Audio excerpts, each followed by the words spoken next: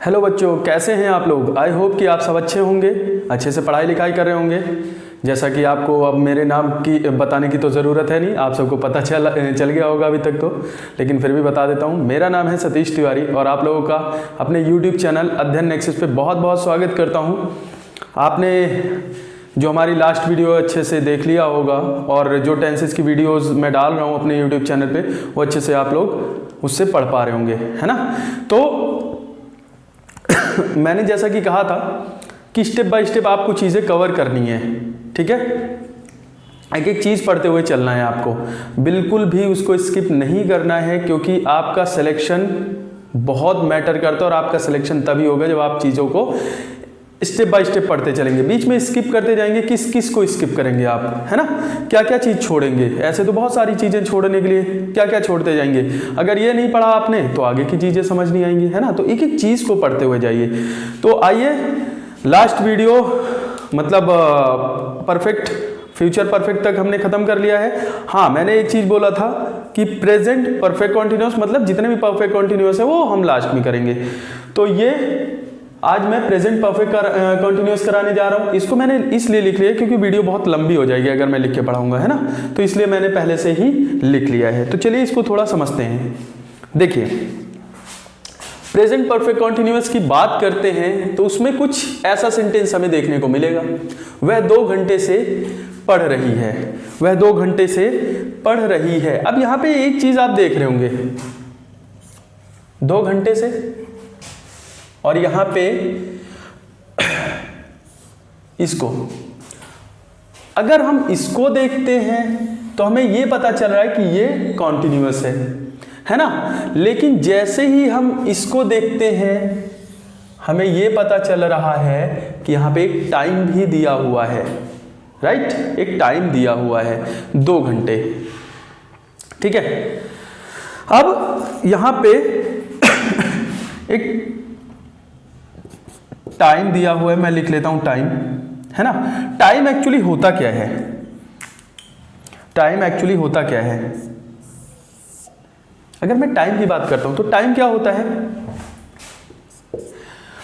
Time होता है state. अब एक बात बताइए, मैं अभी आपको पढ़ा रहा हूं, थोड़ी देर बाद क्या होगा, आप लोग पढ़ेंगे, मतलब पढ़ लिख के बुक बंद करके आप लोग कुछ और काम करेंगे। क्या हुआ, टाइम चेंज हुआ। 1 घंटे पहले आप पढ़ रहे थे, अब दूसरे घंटे में आप कुछ और कर रहे हैं, तो ये क्या होगा, state of change. State of change मतलब टाइम बदलता रहता है ना। टाइम का मतलब चक्र चलता रहता है, तो इसी को कहते हैं स्टेट ऑफ चेंज, ठीक है। लेकिन एक बात बताइए, अभी मैं कहूं आपसे, या फिर एक ताजा एग्जांपल लेते हैं, पिछले एग्जांपल छोड़िए। अभी क्या हुआ, कोरोना जब शुरू में आया था तो आप लोगों को कहा गया कि आप लोग घर के अंदर रहेंगे।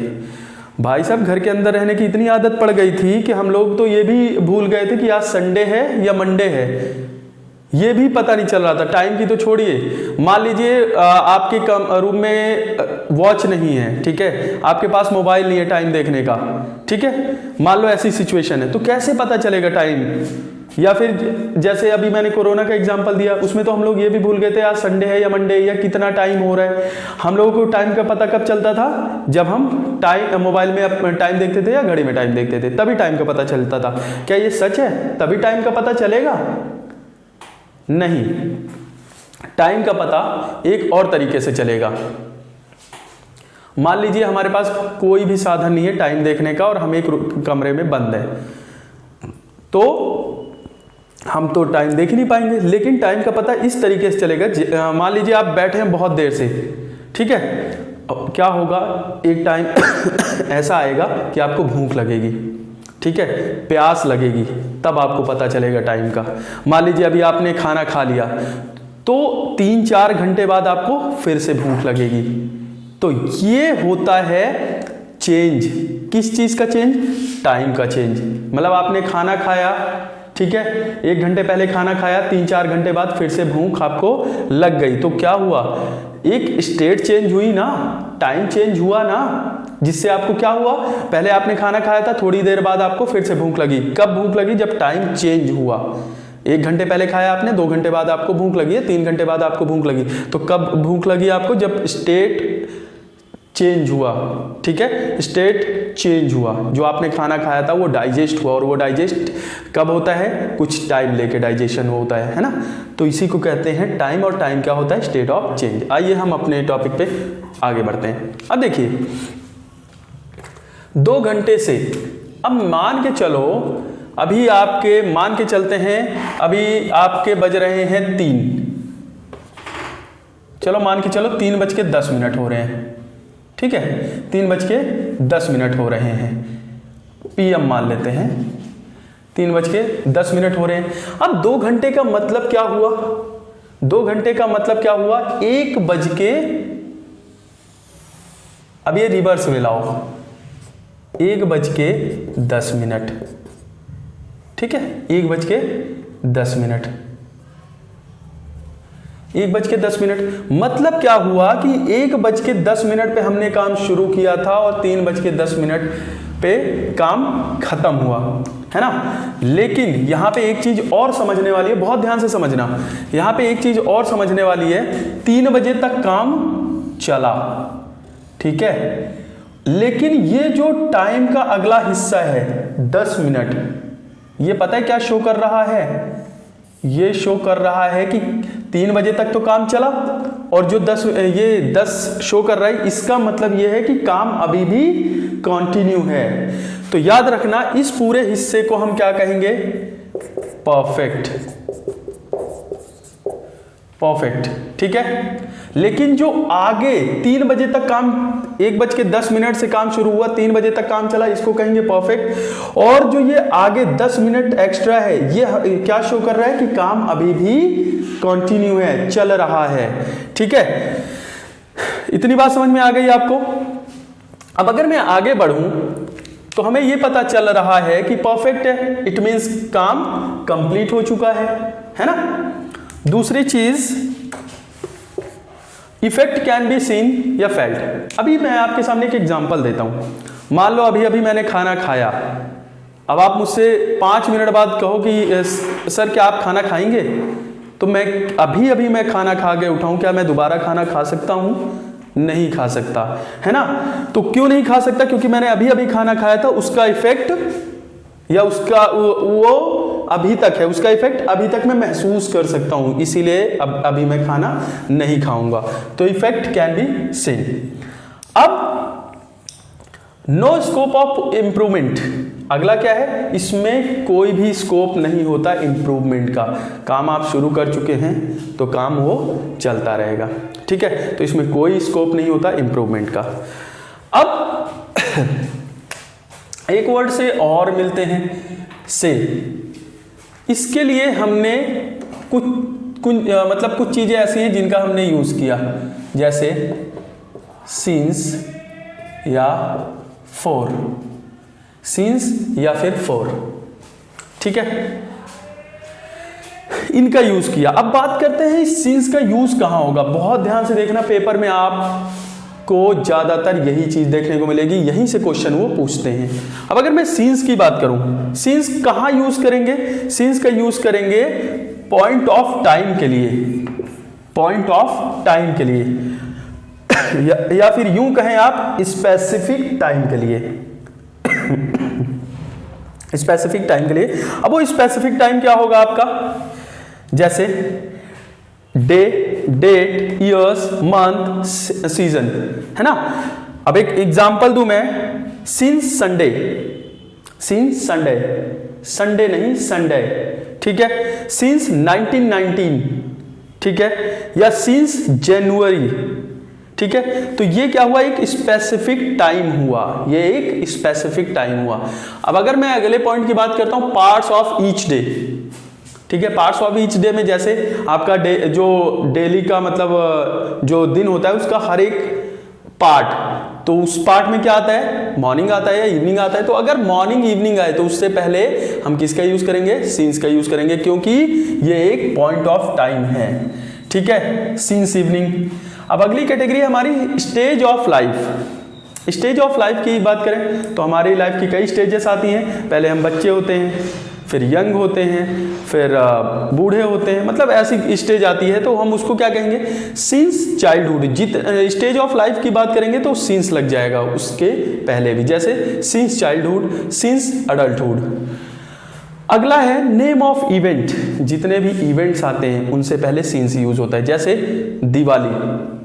भाई दिवाली का एक फिक्स टाइम है ना, मतलब दिवाली अभी जैसे अभी दिवाली गई है, ऐसा तो है नहीं आपने 15-20 दिन दिवाली मनाई है, कंफ्यूज हो गए हो, तो उसका एक क्या है, पॉइंट ऑफ टाइम है। तो दिवाली से पहले सिंस, या जितने भी फेस्टिवल आते हैं उससे पहले सिंस का यूज करेंगे। या फिर हर वेडिंग से भी पहले क्या आएगा, सिंस का यूज करेंगे, क्योंकि किसी की शादी होती है तो क्या होता है, किसी की शादी एक पर्टिकुलर डेट पे होती है ना, तो वो इसीलिए सिंस आया है, एक पॉइंट ऑफ टाइम पे होती है ना, तो इसीलिए सिंस आया। कोई दिक्कत तो नहीं है, इतना समझ में आ गया आप लोगों को।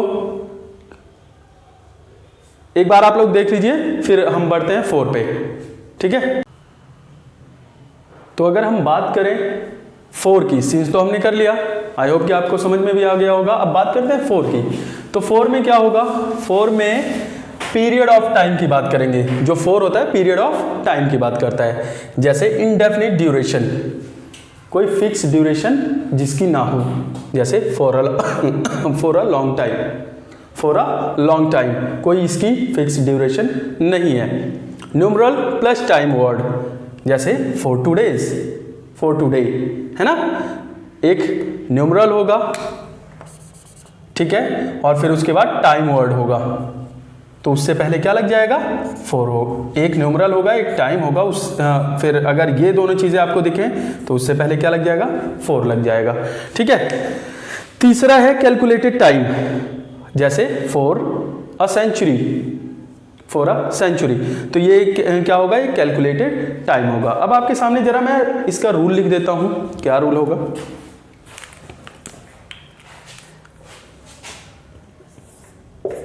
यहां पे आपको देखने को मिलेगा हैज या फिर have plus been plus first form of verb के साथ क्या मिलेगा आपको, आईएनजी,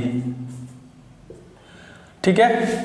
और यहीं पे आपको एक टाइम होगा, तो उसके लिए आपके लिए क्या आ जाएगा, उसके लिए सिंस या फिर 4, और सिंस या फिर 4 आ गया तो उसके जस्ट बाद क्या लग जाएगा, टाइम, ठीक है। ये हो जाएगा आपका रूल। अब ये तो मैंने बता दिया सिंस कहाँ आएगा, 4 कहाँ आएगा। अब इसका अगर मैं एक एग्जाम्पल लिखूं,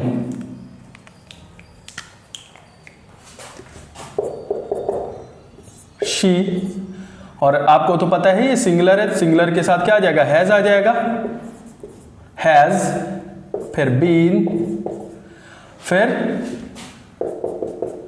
एक वर्ब है मान लो राइट, और राइट है तो इसमें आईएनजी लग जाएगा, writing a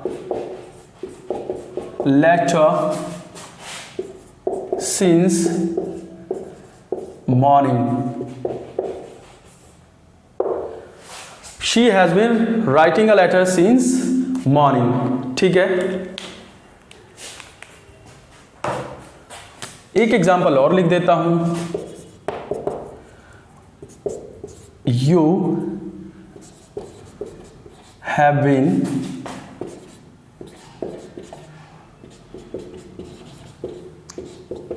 waiting for a long time. You have been waiting for a long time. अब आप लोग देख रहे होंगे ये क्या था, ये क्या था, एक स्पेसिफिक था सिंस, इसीलिए क्या सॉरी मॉर्निंग, तो इसीलिए इसके लिए क्या आ गया, सिंस आ गया, है ना। और ये क्या बता रहा था, पीरियड ऑफ टाइम, ये देखो ये क्या बता रहा था, पीरियड ऑफ टाइम। तो जब ये पीरियड ऑफ टाइम बता रहा है तो इसी के लिए क्या आ गया, 4 आ गया, है ना, 4 आ गया। अब ये पॉइंट ऑफ टाइम बता रहा, सिंस आ गया, ये पीरियड ऑफ टाइम बता रहा था तो 4 आ गया। तो ये बात आपको समझ में आ गई है। अब इसी के ऊपर हम बात करेंगे और ज़्यादा डीपली, लेकिन अगर और ज़्यादा आगे पढ़ाऊंगा तो ये वीडियो लंबी हो जाएगी, तो हम अगली क्लास में और ज़्यादा इस पे बात करेंगे, ताकि और जो आपकी कंफ्यूजन है, जहाँ से एग्जामिनर क्वेश्चन पूछता है, CGL CHSL में जहाँ से क्वेश्चन आते हैं और खासकर CGL मेंस में, ठीक है, तो वहाँ से जो क्वेश्चन उठाते हैं उस पर हम बात करेंगे कि सिंस और फॉर कहाँ पूछा जाता है, क्योंकि ये तो आप सबको पता है, ये हो जाएगा, लेकिन जो वर्ड, जो कंफ्यूजिंग वर्ड होते हैं उस पर हम बात करेंगे अगली क्लास में, ठीक है। अभी केवल इतना ही रखिए, इसको अच्छे से देख लीजिए, जो अभी मैंने सिंस और फॉर बताया, इसको अच्छे से एक बार ध्यान से वीडियो को देखना, ध्यान से पढ़ना, ताकि ये कंफ्यूजन आपकी क्लियर हो जाए, क्योंकि सिंस और फॉर से ही आपको एग्जामिनर क्वेश्चन देता है और कहीं से, क्योंकि सिंस और फॉर में ही वो उनको पता है कि बच्चे कंफ्यूज रहते हैं, तो यहाँ से बच्चों को कंफ्यूजन दी जाती है, ठीक है। वो एरर के क्वेश्चन हो सकते हैं, वो इंप्रूवमेंट के क्वेश्चन हो सकते हैं, ठीक है। तो यहीं से आपको क्वेश्चन देखने को मिलते हैं। तो ये बात आपको समझ में आ गई, इसको अच्छे से रिवाइज कीजिए और अच्छी तरह से आप लोग पढ़ाई कीजिए, क्योंकि टाइम कम बचा है और हमारे पास कोर्स बहुत ज़्यादा है, ठीक है। सॉरी, तो अच्छे से इन चीज़ों को कीजिए। तो ठीक है, फिर इसको आप लोग लाइक करें, शेयर करें और सब्सक्राइब करें। मेन चीज़ है चैनल सब्सक्राइब ज़रूर करें, क्योंकि आप चैनल सब्सक्राइब करेंगे तो हमें भी पता चलेगा हमारे साथ कितने बच्चे जुड़ रहे हैं, ठीक है। और लाइक करेंगे तो मोटिवेशन मिलेगा, है ना। तो लाइक भी कीजिए और शेयर ज़रूर कीजिए, क्योंकि आप आगे बढ़ेंगे तो अपने साथ साथ लोगों को भी आगे बढ़ाइए। आप अकेले आगे नहीं बढ़ सकते, आप लोगों को भी आगे बढ़ा सकते हैं, ठीक है। तो ठीक है, फिर इसी बात पे चलिए फिर मिलते हैं अगली क्लास में। तब तक अपना ध्यान रखिए, अच्छे से पढ़ाई कीजिए। Till then take care, goodbye, जय हिंद।